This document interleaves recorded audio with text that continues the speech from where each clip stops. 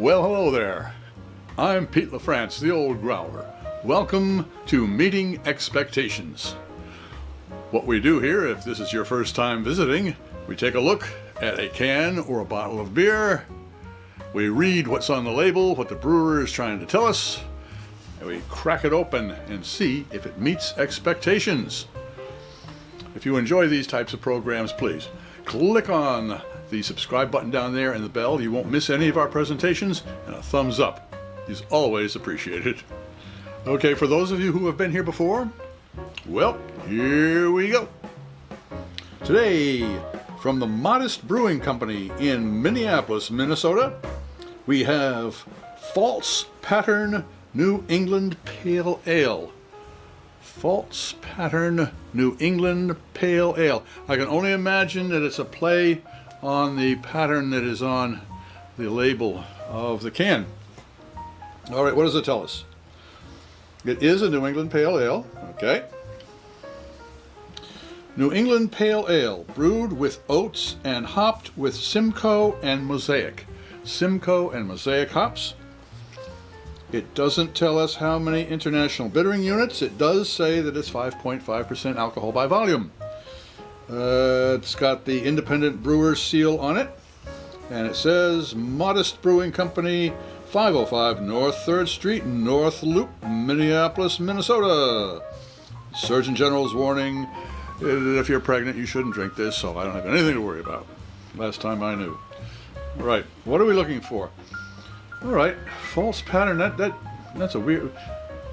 Okay, beers have weird names. Ding dong. All right, I do know, though, that it is a, as I said before, where is it? A New England Pale Ale. New England Cloudy. Pale Ale, with a little bit of hops to it, but not overpowering. The Simcoe and Mosaic, that's going to be fun, because if I remember right, that's kind of a a tropical fruit type of a thing. So I'm looking for a hazy tropical fruit style of beer from Minnesota. Okay, well, let's crack this open and see if it can meet expectations. Now, if this is your first time here, what we do when we taste our beers, we do it a little bit different than some folks, most folks. First of all, we always use the same beer glass style. And then we see, we sip, and then sniff, where most people see, sniff, and sip. The reason we do this can be explained to you by Master Sommelier Fred Dex by clicking the banner right up there. All right, let's see what we got. Okay, hazy crazy.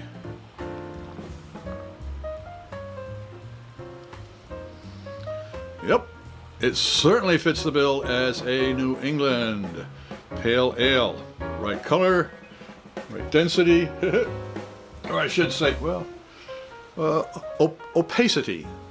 There we go. Nice 2 fingers of foam. It's nice and rocky. I mean, it's not a real moussey, it's not very tight, but this is a carbon dioxide foam, so it's not like what you would get if you had nitrogen. That very nice, thin, tiny bottles. Okay. Well, it looks right. Let's see if it tastes right.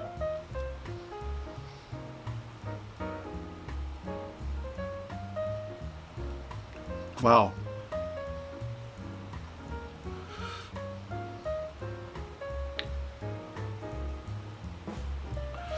It's not quite, it is. There's some mango. I'm thinking, is that mango? Certainly, yes. There's very much a mango flavor to this.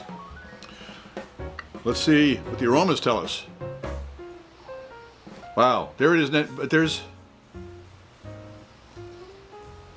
something. There's 2 hop things going on here. There's 2 hop impressions. There's 2 hop flavors, if I may.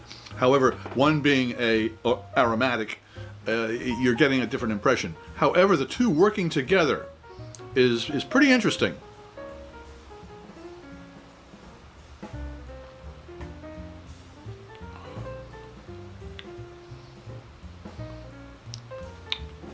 The aromatics that you get, and I'm imagining this is dry hopped, are slightly different. I would say a different accent to a basic flavor profile, but it's just slightly different. So you're getting two impressions at the same time, which is very amusing to say the least, but certainly interesting, and it brings out the flavors that are in the beer, which is there's a nice grain balance there, but there's the smoothness of the oats. So one more.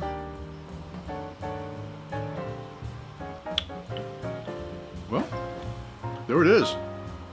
Yes, it does. So, does False Pattern New England Pale Ale from the Modist Brewing Company in Minneapolis, Minnesota meet expectations? It certainly does. I am Pete LaFrance, the Old Growler, hoping all of your beers meet expectations.